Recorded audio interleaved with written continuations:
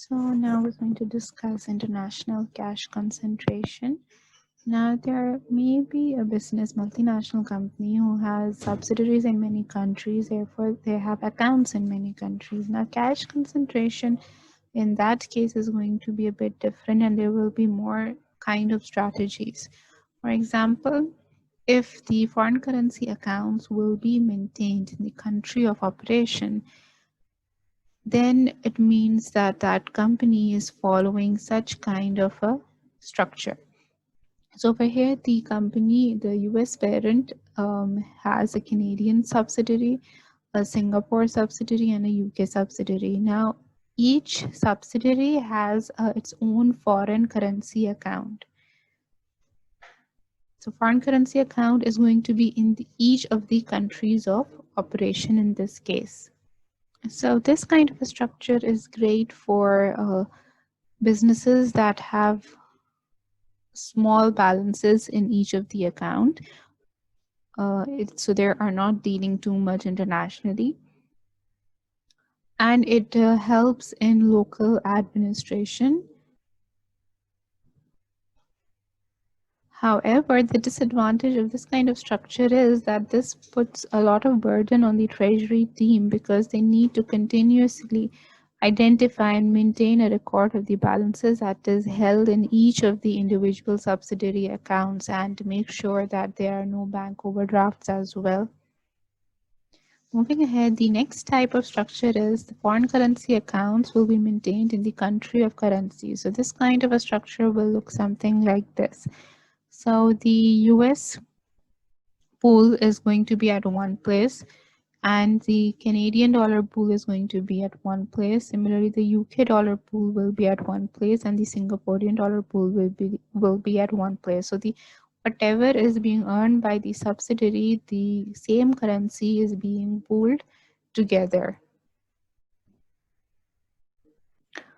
So the advantage of such a structure is that provided it is permitted by the regulatory authorities of both the currency country and the relevant subsidiary, the foreign currency accounts can all be pooled and also pooled with the local balances. So it is better in administration purposes.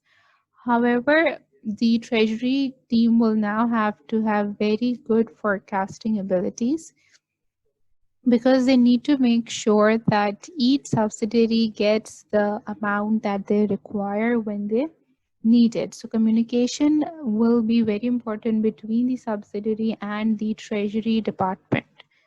Communication has to be very good. So in this kind of a structure, there have to be some more considerations. The first thing is that interest is calculated on the total net balance amount. So who is going to calculate that and who will be recording that? Then how will be tax considered and how will it be calculated? Plus, maybe the reports will have to be sent to the central bank if this kind of a structure is being maintained. Then the last type of structure is going to be where the treasury is at the centered. So the treasury will have greater control over the company's bank accounts, but again, this will depend upon how large is the treasury department and how large are the transactions. So basically, which structure the business is going to go for. So how are they going to decide that which structure is optimal for them depends upon a number of factors, and the first factor is the size of the balance. So how substantial are the balances and do they make it worthwhile to centralize or not? So the greater these balance and the flows are, the more there is to pool and concentrate the accounts at one place. So if the balances are really big, then you might go for a centralized treasury department which is handling everything. Then it also depends upon the company's organization and structure. Company organization and structure is important because if the organization is structured in such a way that each subsidiary is decentralized and they are not coordinating amongst themselves, then it doesn't make sense to have a centralized bank account. Then it would be better that you let the subsidiaries themselves manage the cash, but you can still do notional pooling. But again, it depends whether a notional pooling is allowed for those countries or not. Then it also depends upon the reporting systems.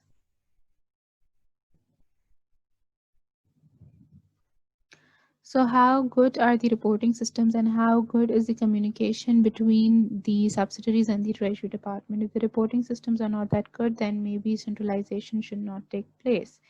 Then lastly, it also depends upon the regulatory environment. Like I already said, that notional pooling is a very good option, but in a lot of countries it is not allowed. So what kind of cash concentration strategy will be used will depend upon what is the regulatory environment of that country.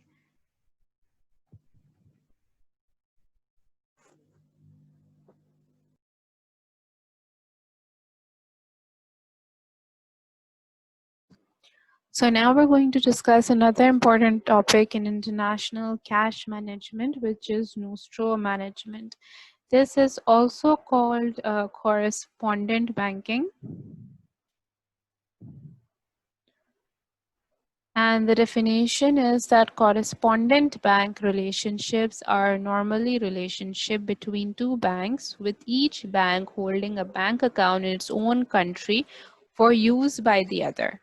Now let's look at an example to understand this definition. So assume that a Singapore company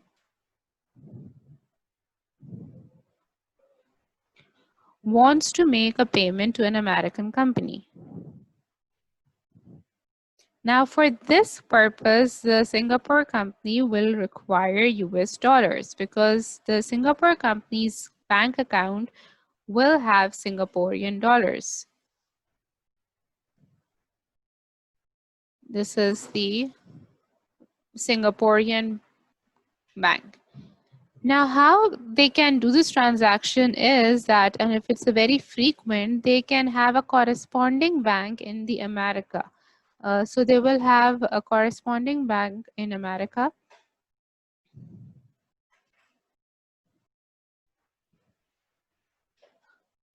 that will keep US dollars for this bank over here, for the Singaporean bank.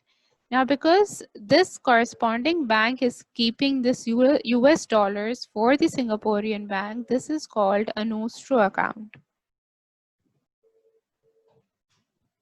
Nostro basically means yours. So this is not the corresponding bank's money. This is the Singaporean bank's money, but it is being kept in the US country so that the transaction can easily take place. So the US bank will make the payment to the American company instead of it going from this bank over to the American company. Now it's going directly from the corresponding bank to the American company. And the Singaporean bank, they are going to maintain a mirror account, which is called a Vostro account, to keep track of how much money do they have in the corresponding bank. Vostro basically means ours. So this is actually their money. So Nostro Management actually makes international transactions much easier, and it makes cash management a lot easier because now you can have an account in that currency in that country where you want to make the payment.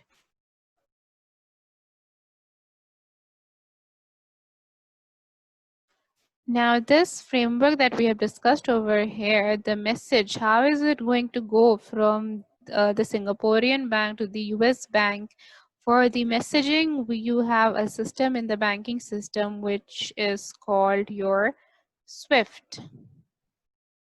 This is again an important terminology for international cash management. SWIFT is basically, it stands for the Society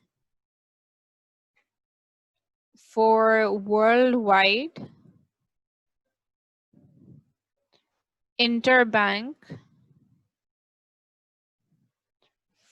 Financial Telecommunication. So this is the definition of SWIFT, and SWIFT is a telecommunication network owned and used by 6,000 banks and certain types of financial institutions for the exchange of financial data. It is not a payment system. So there will use a strict set of standards that enable standardized message to be generated, received, and interfaced by computers and local clearing systems in a fully automated way so that it is very safe and it is very quick.